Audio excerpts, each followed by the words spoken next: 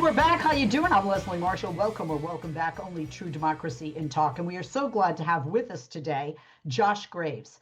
Josh serves as both an International Brotherhood of Teamsters Warehouse Division representative and also vice president of Teamsters Local 104. So he definitely has a lot on his plate. As a second generation Teamster from Atlas Warehouse, a third party logistics company that services Kroger, right? You've heard of them. I used to do voiceovers for Kroger in Houston, Texas back in the day. Can't make it up. He has been a Teamster for over 22 years and he's currently based in Arizona. So he's on the same coast as me, watching videos of all of you shoveling out of ice and snow. He has played a key role in securing some of the union's strongest contracts at Sysco, most notably the recent agreement at Local 690 in Washington, which provided Teamsters members with a wage increase of over 30%. I need him to do my TV contracts. I really do. My agent Elliot's going to get nervous when he watches this. Anyway, if you get more information, visit teamster.org for more info. Follow them on X and Instagram as well. Their handle is @Teamsters. And be sure to like them on Facebook at facebook.com/Teamsters. Mr. Graves, thank you for joining us. Do you prefer to be called Vice President Graves, Mr. Graves? Josh, what do you like? You can just call me Josh. I Okay. appreciate it. Okay, sounds good, Josh. Thank you. Um, you know, you have had a string of big victories at Sysco lately, and we all know Sysco. I see those Sysco trucks, and I certainly see them delivered a lot of places, like my kid's school. And this new Spokane contract, or Spokane, has a 34% wage increase. I mean, that's astounding. That's unbelievable. For people that are listening, for people that are watching, that sounds big to me. Somebody who is not doing this for a living, not working at Sysco. But for the people watching and listening, can you explain how big a deal that is in real life terms for not just these drivers, but for their families and obviously their communities as well? So about 5 years ago, when the leadership changed at the International, we took a much more aggressive approach with Cisco. Cisco wasn't always, giving those type of increases at the table. And we've been successful in the last 5 years with multiple strikes and bargaining language that gives us the ability to extend picket lines across the country. And some locations had those protections and others didn't. But it's been mandated by our General President, Sean O'Brien, to make sure that we're solidifying these in these contracts. And by doing so, it opens up and gives us more leverage with the employer because we can affect them in more locations if a facility decides to go out on strike. So with Spokane, Washington, their members overwhelmingly voted 100% to strike. And we were able to leverage that to get the increases as well as a reduction in healthcare cost, automation protection, a slew of other benefits. But the biggest is, I mean, a 34% increase over a 4-year contract, that's life-changing money. Oh, That's several $100s a week in that employee's paycheck to where they can, pay a car payment, help pay their bills as the cost of goods and groceries go up in this country. It drastically impacts those members' lives, and they see the benefit in being Teamsters. I see the benefit. Anybody should, because when you talk about the increase in prices, let's just look at beef, right? Beef, specifically ground beef, for an example, just the increase in that alone, and how many people are using that a couple of times a week, even once a week, and your increase helps not only to pay for that, but then some, because if you just bring it up to where the increase in cost lies, that isn't as helpful. So this is astounding. Congratulations. I admire you. I take my hat off to you. And, to me, if I'm a corporation, I'm going to get nervous when I know a Teamster is coming and sitting down, because you guys don't give up. You guys win. You have an incredible track record. And it almost seems like the longer these corporations drag their feet, the bigger the wage increase you get. You know what I mean? So maybe they should have just behaved in the first place. What changed that leverage? Speaking of that, I mean, workers there voted overwhelmingly to authorize a strike. You had mentioned striking before the deal.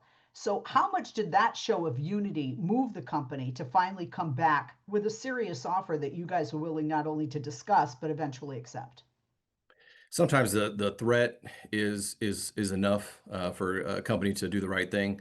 And so when 100% of your workforce says, if you don't put a deal on the table that we're willing to accept and we're willing to withhold our labor, that sends a very strong message. We also had 6 other locals throughout the country that sent strike intent letters that said if that picket line came to their facility, that they would honor it. And so the ability to mobilize the members in one location, but also get the support from other states is crucial, as well as the history of Cisco. We've not always had the best relationship, and we've had the strikes, and they know that the Teamsters, if they're going to take on that fight and actually pull their members out, that we're going to do it in the best way, and strategically hit them to where we have the most impact on them to get the leverage that we need at the table. The Cisco's not dropping their prices for the consumer, right? So when you go to any chain restaurants they service, the casinos, hospitals, schools, all of those types of businesses they services, those prices go up as well. And when those prices go up, Cisco is also making money. And the workers in this country are finally standing up and uniting and fighting and pushing back and getting a piece of that pie. Oh, absolutely. So much to cover with this, and I want to get to all of it. But just quickly, I know there are people out there that might think, oh, they threatened to strike. It's not an empty threat, one. And two, it's not something you guys throw out lightly. Could you just touch upon that briefly so people understand? If you say, we vote overwhelmingly to authorize a strike, that's a big deal. That doesn't come lightly, and that's not a hollow threat. Absolutely. And we've shown in the warehouse division that we will strategically strike them, whether it's Cisco or any of the other employers we deal with. And the fact that they know that it's not an open-ended threat, that it absolutely, I believe, is our biggest leverage besides the members withholding their labor, to get these agreements that we've been able to achieve over the last several years. This goes beyond paychecks, right? I mean, you got, this incredible 34% wage increase, but it also has to do with lowering healthcare cost, better pensions, more vacation. Why are those pieces just as important as the raise itself to the workers and So their under families? Teamster contract, you have the best benefits. We have in the West Coast, we have the Western Conference Pension Plan, which is the strongest multi-employer pension plan in the country. You have union health insurance, and in this contract with Local 690, we were able to reduce the cost share from the amount that the employee pays, and put that more back onto the employer, as well as protections against automation. With automation coming into technology into this industry. We have uniformity language that we've been achieving in Cisco as well as other employers, to protect our members' jobs for the future. You can't necessarily stop technology, but you can bargain protections under a Teamster contract where you have a voice on the job and actually a say so to protect your job for the future. This was a regional breakthrough, right? I mean, you helped land the first ever regional Cisco contract across Northern California and Nevada, and that covers more than what, 1,000 workers. So, 1,000 is workers. negotiating across multiple locations a game changer? And if so, why? So now to spin to North Cal, where you had three locals come to the table, Reno, the Bay Area, and Redding, three different markets that Cisco does very well in, all sit at the table with Cisco and say, we want to be under one contract. We want to have the standards for wages, for benefits, for working conditions to be equal. And we were able to leverage Cisco into that first regional contract. And they also saw an over 30% increase in wages, increases to their pension, automation language, and some of the other protections we've gotten across the country. And it's the first ever regional contract. My counterpart, Ray Torres, which is a warehouse rep with me, led those negotiations, and I kind of worked the backside of it. But it was a huge victory for the Teamsters as well as those workers that work under those three locations. People watching and listening, they really gravitate toward interviews and subjects where they feel they can totally relate. And I know that you have heard numerous stories, and I was wondering if you could share one of those stories of someone you represent whose life really changed because of one of these contracts, because I know people watching and listening will really relate to that as well. Absolutely. So I work in Arizona, which is the right to work state. Our Cisco facility, we have a little over 400 members, and they're members by choice. So under the law, they have the right to join a union or not. And our members there were 100% Teamsters. They choose to be members. And I'll pivot to their competitor, which is U.S. Foods. That's right down the street. Mhm. When I first inherited that contract, these employees didn't have union health insurance. They didn't have union pension. After, through multiple negotiations, they have free Teamster health insurance now. That takes care of themselves, their family. They have a solid retirement because they have the Western Conference pension plan that pays out to the member or the spouse if the member were to pass away once they retire. And our pension plan in the West is, like I said before, the best of the best. And you're not going to get that from a non-union employer that makes you pay a percentage into a 401k. Our pension plans are employer contributed, so the employees don't pay out of their paycheck. So that puts more money in their pocket to take care of their families, to pay their bills, and that's the key benefits in a Teamster contract. And more as we grow the density in Sysco, that has also given us this leverage. 5 years ago, we probably had 40% of their locations.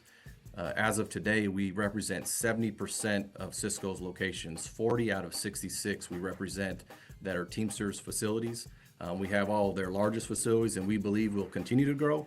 And so when we do have these big contract wins, that spurs organizing campaigns, because the non-union facilities hear what they're getting paid and what they're missing out on, and see the benefit in working under a Teamster contract.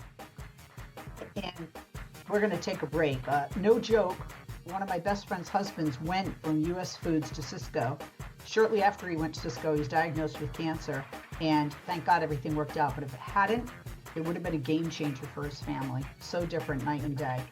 So just again, another example, this affects real lives in a positive way. When you have an organization, a union like the Teamsters, so strong and willing to fight so hard and so long for the betterment of these workers. I'm Leslie Marshall. We'll be back with you right after this.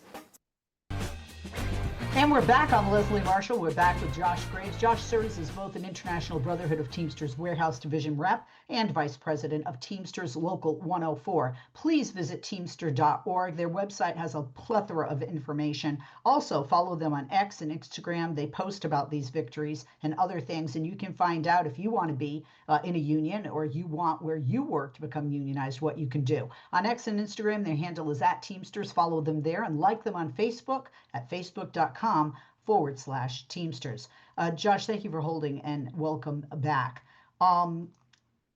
Obviously, when you see regional successes we just talked about with Sysco in Northern California and Nevada, you want to have this be like a national strategy going forward into the future.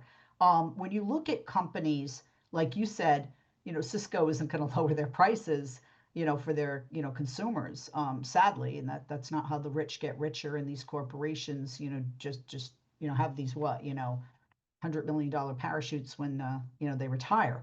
But there are company profits and there are worker demands, and these two definitely are part of the fight almost all the time, I would say, right, with a contract when you come to the bargaining table. Sysco made nearly $2 billion, that's with a B, in profits last year. So when a company is doing that well, does that strengthen your case at the bargaining table? In other words, you're not trying to bleed a rock. They have the money. For sure. And by the way, I just want to say, sorry for interrupting, Josh, they wouldn't have the $2 billion without the workers. Absolutely. Absolutely. But we want these employers to be profitable, right? Because if they're profitable, then they grow, and as they grow, we grow with them. And as they grow on the economic side, we plan to take a chunk of that for our members. And if you work under a non-union facility, you don't get that say so. You get whatever they give you. Under a collective bargaining agreement, you have the right to bargain for your wages, to bargain for your retirement, to bargain for your benefits, and you have a say so in it. And we've been able to, especially with Sysco over these last couple of years, really bite into those profits that they've made and bring it back to the actual worker that makes these companies those type of profits. You don't make $2 billion and you're not the largest broadline food service company in the country unless you have solid Teamsters that deliver day in and day out, whether it was COVID, whether it's long days. These workers work hard and they deserve a piece of that pie. Oh, no, absolutely. And I'm just wondering, like, I would imagine, because you can bring up these types of numbers for almost any bargaining session with any corporation, right? These corporations make a lot of money. Do they just gloss over that usually? Or do they say, like, that's not relevant? I'm just wondering, because if I was at the table and somebody said, Leslie, you made $2 billion last year, come on, cough it up. I mean, there's really no defense. It depends on the employer, but also, the market too. Some markets are more profitable than other markets, and some Cisco facilities are larger than others. Like the Spokane facility, it's a small facility of 50 drivers. And but they got a substantial increase and a very good contract. If you take the North Cal agreement, you're talking over 1,000 workers that represent a whole market, the whole North Cal Yeah. and Reno, Nevada, Yeah. that are very profitable. I mean, if you've been to San Francisco, the Bay Area, everything is a lot more expensive than here in like my backyard of Arizona, right? So there, Cisco is in those areas that are even more profitable, but you have to look at them as a whole, right? Because as they grow in different markets that they may not have a bigger input, and maybe they're one of their competitors, U.S. Foods or Performance Food Group, are in those markets. Cisco does very well, and we're glad that Cisco's turned over a new leaf and is willing to bargain these fair contracts. Not to say that it's easy at all, because we've had to push them all the way up until that point. Each one of these negotiations over the last year and a half, and we plan to continue to do so. We have a great leader at our general president, Sean O'Brien, as well as Mhm. our warehouse division director, Tom Erickson. I enjoy working under both these individuals, and they are more militant and aggressive than we've Yeah. had in years past. Like I said, I'm a 22-year Teamster. My dad had 37 years with the Teamsters. I walked a picket line with my dad in 1999 when they took on Kroger. And the union approval rating is at the highest it's been in years. And I believe it's going to continue to grow as long as we can continue to fight and represent our members at the highest level and then deliver these type of contracts. Well, I know with President O'Brien at helm, you will. He's a fellow Bostonian, and we're just really tough. His initials, SOBs, right? Anyway, speaking of that, I mean, there is, growing strength here, right? I mean, the Teamsters representation at Cisco has grown from around 40 to 70% in just 5 years, and you got more of a percentage and an increase than your growth, almost, in the 30s, right? 34% for that, 30% in growth just in 5 years. What does higher union density give you? Why does higher union density give you so much more leverage when it comes to negotiation or when it comes to even threats to strike? So the more facilities that we represent, the more facilities that can be affected by a strike, right? If we have low density, you're talking about minimal facilities. Once we have, like we do with Cisco, 70% of their facilities are represented by the Teamsters. And as these contracts expire and they're mandated to have strike extension language, our leverage continues to grow. And Cisco knows that and sees that. And that's why I believe at the same time they've learned to come to the table and bargain fairly and reach these agreements. We haven't, 5 years ago, we had multiple strikes out of Syracuse, Boston, Arizona, Louisville, and we haven't had one in the last couple of years. And hopefully we don't. And we continue to bargain these industry leading contracts, because the Teamster should be the industry leading. If you work under a Teamster contract, you do an honest day's work for an honest Yeah. day's pay, and we lead the industry, and we want to continue to do that. And as we continue to do that, we will grow our density, hopefully even higher, and maybe even one day a national contract like our UPS contract or our freight industry. I mean, those are the top tiers of the Teamster contracts in our world. But we will continue to fight and continue to expand as we can.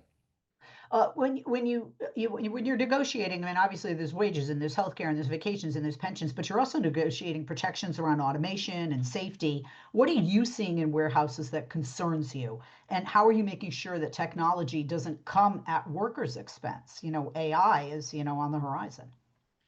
The biggest one, what we're seeing now is automation, but AI is coming. But automation where they can build a machine that'll take our warehousemen's jobs, where they can build an autonomous truck and have it, you can't have the autonomous truck deliver product, but you can have it shuttle product to different markets of Cisco. We haven't seen the autonomous trucks in the food service industry. We have seen it in the grocery industry. And we can negotiate protections that says that even if the employer creates an automated facility in a warehouse, that those jobs belong to us, and our folks will be trained and then take over those jobs. We haven't seen an automated facility in Cisco's world. Their competitor, U.S. Foods, has built one in Chicago. But that is something that we mandate in these contracts as well, is to Mm. protect against automation, so our members' jobs will be protected for the future.